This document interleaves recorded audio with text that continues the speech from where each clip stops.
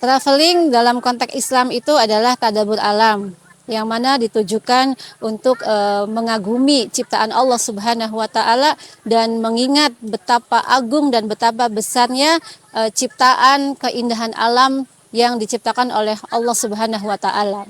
Biasanya traveling ini dilakukan pada saat tidak ada kegiatan, misalnya hari libur nasional atau liburan sekolah anak.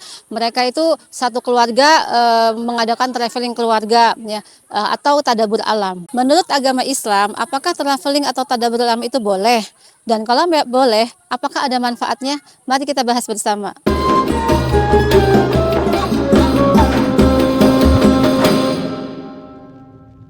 Assalamualaikum warahmatullahi wabarakatuh. Teman-temanku yang saya cintai karena Allah Subhanahu wa taala, membahas tentang traveling atau tadabbur alam ini dalam Islam diperbolehkan, bahkan dianjurkan. Kenapa? Karena apalagi statusnya seorang istri itu dari pagi sampai malam dia mengurusin keluarganya, maka acara tadabbur alam ini untuk memfreshkan pikiran. Supaya apa? Supaya dalam rumah tangganya itu tidak merasa sumpek. Ya, jadi tadabbur alam ini diperbolehkan, bahkan banyak sekali manfaatnya.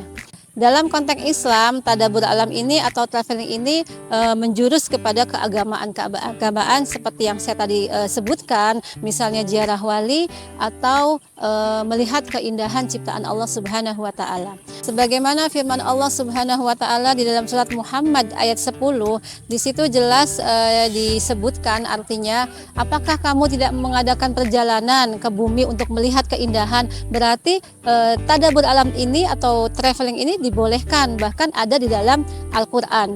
Kemudian dicontohkan juga oleh Nabi Muhammad SAW. Ketika itu Nabi Muhammad diberi perintah untuk sholat yang 5 waktu. Nabi Muhammad mengadakan perjalanan sampai keluar angkasa.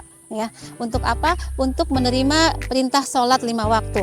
Dalam konteks Islam juga dicontohkan oleh Nabi Muhammad. Nabi Muhammad itu mengalami perjalanan jauh. Pada saat itu Nabi Muhammad itu diberi ujian oleh Allah Subhanahu wa taala dengan yang dikasihi atau yang disayangi oleh Nabi Muhammad itu satu demi satu diambil oleh Allah Subhanahu wa taala. Kemudian Nabi Muhammad merasa sedih.